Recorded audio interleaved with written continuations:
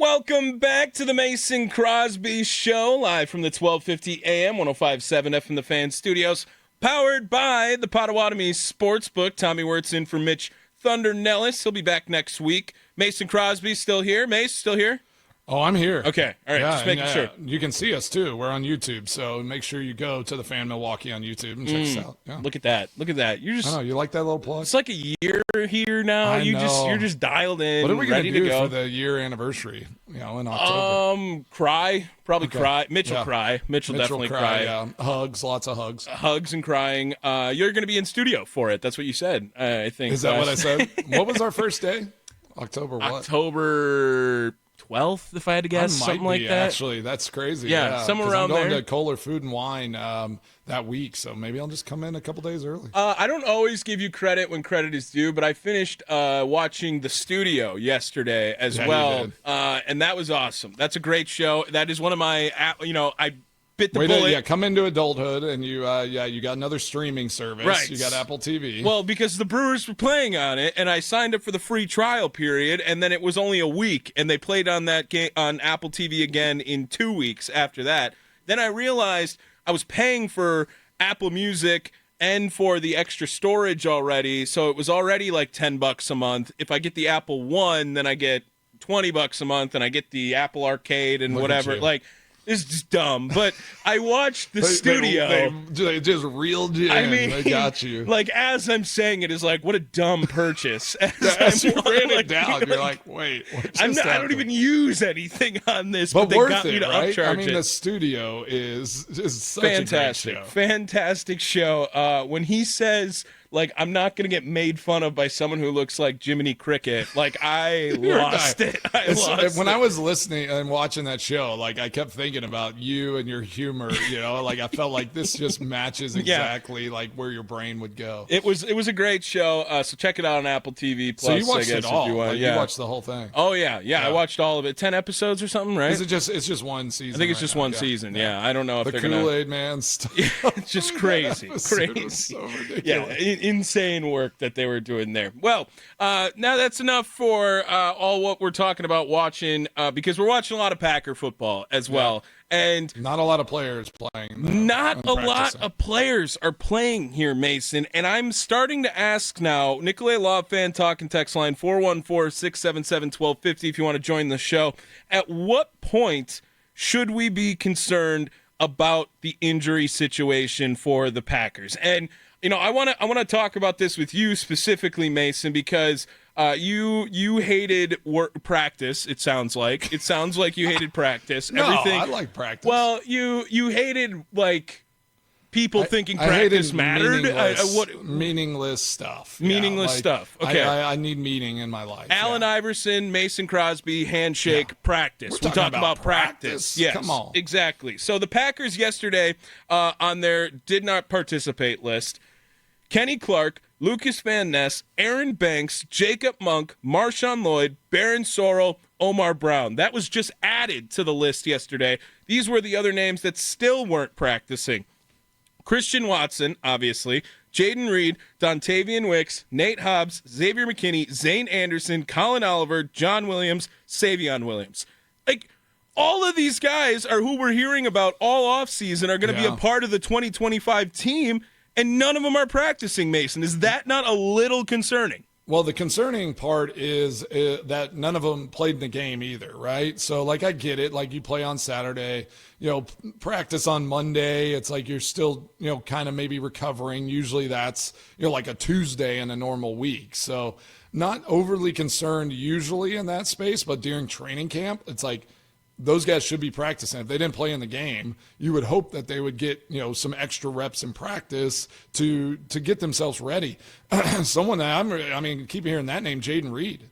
I mean, the fact, like, he hasn't practiced at all, has he? Not in a while, no. Yeah, so it's like that's a little concerning. The wide receiver room, so many wide receivers, but I mean, now, like, the injury stuff is just adding up.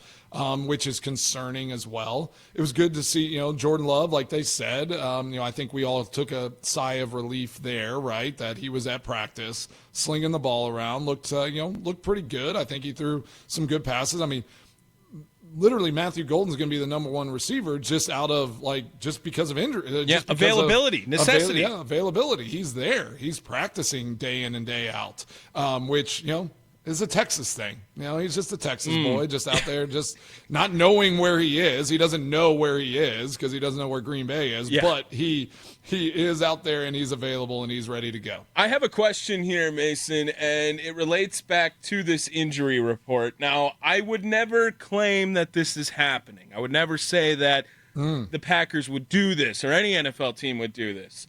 But there are four people officially listed with an injury of back right now for Green Bay. Is there sometimes categorizing rest under a different injury title sometimes at these events? Yeah, I mean, you have to label something, right? And it sounds like that's, again, what's going on with these preseason games during this time of year, that you have to have something if you aren't going to be available for a game, right? Like for these preseason games. Yeah. So there has to be some of that, especially, maybe like a Kenny Clark. What they have him listed as? Was he a back issue? Kenny Clark was listed as back injury. Yeah. Yes. So I mean, I'm sure he's just getting some veteran love and some rest, just to not overload him, because I mean, the expectation is that he's going to be just a critical part on that defensive front this year, and hope to make a huge step in the halfly run defense from what he did last year. And he was injured most of the year, so the hope is that you can keep him healthy through camp and at least get him off on the right foot. The start of the regular season. Marshawn Lloyd is a bummer, but I do feel okay. Like, I feel good about the backup running back room. I mean, you got 4 good running backs in that in that room with Emmanuel Wilson and Chris Brooks backing up Josh Jacobs. So want Marshawn Lloyd to be healthy because he is dynamic when he's on the field, but it just seems like that's an issue with him, is staying available and staying on the field. So you're going to have to be wary about that. And I did see that. So somebody, was it the Chiefs, put one of their defensive players on season-ending IR for a hamstring injury. Mm-hmm. So if you IR him, you can't IR him right now, or he will be out for the season. I think you have to carry him onto the 53 and then put him on IR is kind of how it works if you want to be able to bring them back at some point during the season. Well, and at what point, how do you feel about the injury-prone question, right? Like, it's hard to argue for or against it. I just feel so indifferent, because at what point, you can't say a guy is injury-prone when he's still playing. It feels like it's a past tense comment where a guy was injury-prone or got injured a lot. As opposed to when you're in the moment, like a guy with Marshawn Lloyd, where he continues to show these flashes, but he's never available on the field. Like, was Jair Alexander injury-prone, or was he hurt a lot with Green Bay? Like, that's the argument, right? Yeah, if we want to talk about Jair, I mean, it sounds like he's still dealing with stuff there in Baltimore. Yeah. So, but again, we can't say like, oh man, what a great decision, because you got Nate Hobbs not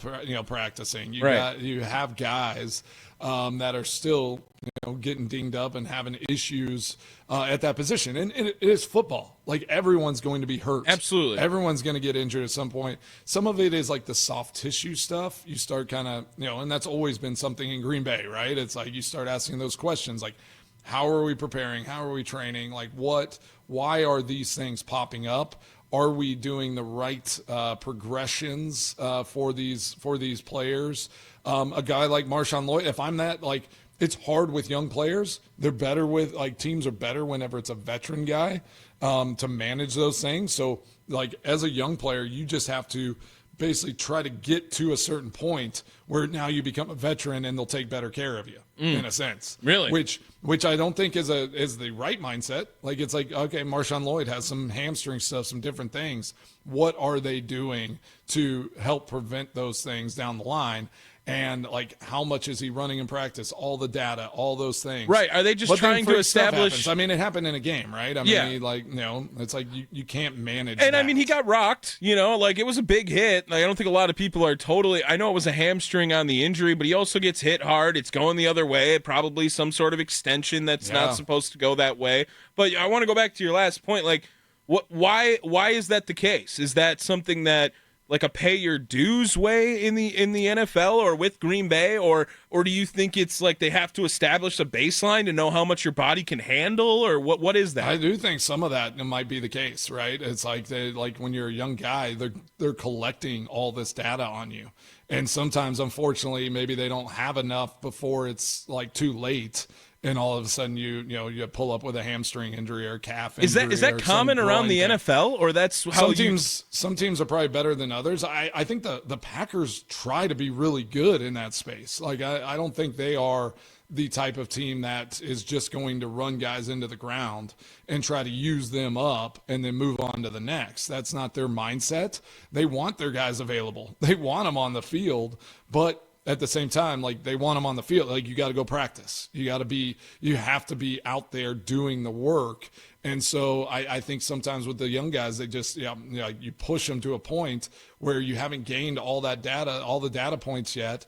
And then it's like, we went a little too far. Now we need to learn for the next time. And again, like, the nature of the beast is like guys are going to be hurt. Guys are going to get injured. Right. This is a physical, hard sport, and a lot of positions like running back, you have to be on that practice field. You have to be pushing it if you're going to go into a game, take the hits, do all the hard, dirty work that has to be done at that position. Like, that's the nature of the beast, and that's why you're seeing running backs getting paid a little bit better again now because the game is going back into, we're running the ball more in the NFL. But that's why a lot of teams were hesitant to pay running backs, especially, that third contract where they're getting a little bit older, because you just are going to get hurt and it's going to happen. It's the Mason Crosby Show. Tommy Wirtz in for Mitch Thunder Nellis talking some Packers injury concerns. And I want to ask again, another follow-up then, Mason. What is a year where – was there ever a year where it felt like the injury situation was better than some years, or was it always just the injury situation is worse with this mindset than when you were going into a season? So, like, right now, it feels like maybe we're not quite at a point of panic, but it sounds like a lot of Packers are going to miss the rest of the preseason camp right now, and they're hopeful for week one, but it's a very meaningful football game, week one. This is the Lions. It's a division game, and Andy Herman said it's not a 0% chance that this game doesn't decide the division this year, week one. I believe that the schedule should be bumped up. Like, they should already be playing like this, at least right now, they should be playing regular season games. Like, camp's too long, how they train, coming back in the off season, all of that. Like, I've been a huge proponent of that, and I've talked to strength coaches. I've been in the NFLPA meetings. Like, the science of, like, the progression of training into the training camp is not done very well. From what NFL is, billions of dollars, this huge industry, but it's all about that. It's all about the finances. So they stretch that thing out as long as they can before they get to this regular season, because they know that there's entertainment and there's money involved and all of those things. Because I don't know the data, but I'd suppose in that COVID year, 2020, whenever we couldn't come back, we did a lot of virtual. Guys could stay on a really regimented workout protocol with, in their own place, doing their own stuff. And then you came back and you ramped up into camp.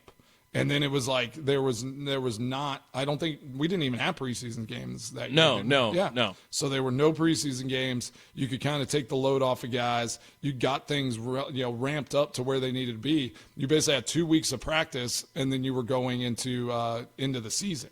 Like, that's what these guys need, I think, for their bodies, because a guy like Marshawn Lloyd, he was hurt. He's probably been training this whole time. And like the wear and tear on your body, like if you don't have a break, like it's going to add up, and stuff is going to end up getting injured. So I think unless they ever decide, like, it's more important to try to minimize some of these injuries and shift how they come back to camp and all of those things, it's just going to continue to happen. And I know that the Packers have a very young team just in general. I think we're actually approaching third year in a row they're the youngest team in the NFL. But it's interesting you bring up that point, too. John Williams, rookie. Colin Oliver, rookie. Lucas Van Ness, first contract. Yep. Dontavian Wicks, first contract. Jacob Monk, first contract. Quay Walker, first contract. Jaden Reed, Christian Watson, Yep. Zane Anderson, Barron Sorrell. That's 10 guys there of the injury report that it doesn't include Kenny Clark and Aaron Banks. I don't think there's anyone else on there that's not on the first contract. And those guys are probably just rest. They're probably not injured. They're just Right. have Marshawn something that Lloyd. they're resting them with. Omar Brown. Like, these are all young guys now that you're saying here. Xavier McKinney. Okay, there's another one that's on the second contract, right?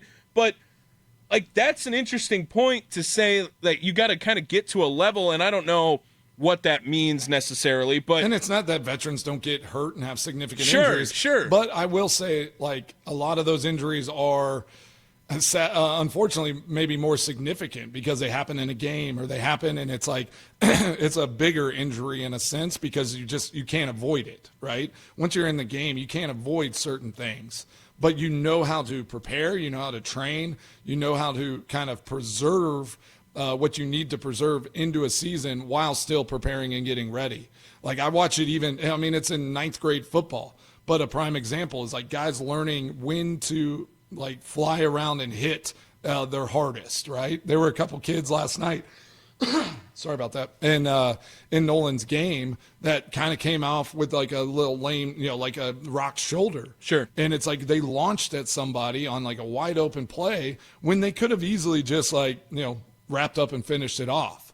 But it's like this mindset that I have to go 110 miles an hour and sell myself out. And you kind of learn those things through experience where it's like, I have to go full speed flying around, but I'm going to take calculated risks whenever I go and sell myself out. is that something that the team is supposed to inform as well, or that's something that you just figure out through trials and tribulations? You have to, I think that is earned. I think that's earned. Like you just kind of like once you've earned that contract, once you've done that, like you get a little more control over like how you go, right? So like these young guys are trying to still prove something, make a team, and like it is hard. It's hard, and inevitably you just have to hopefully.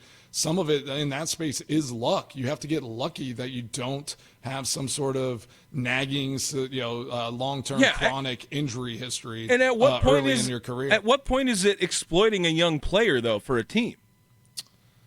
I mean, that's what they do all the time, right? I mean, I it's like guess. that's just what they're doing. They just want to. And in camp is tough because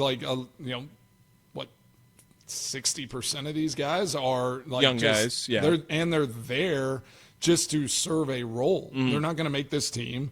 They're just there to serve a role, and so they're gonna try to show out. Like we just signed a guy from the Colts. Packers just signed a guy from the Colts right after we played them, right? Yeah. So they saw something in that, and so that's like where you're always putting this out on a resume.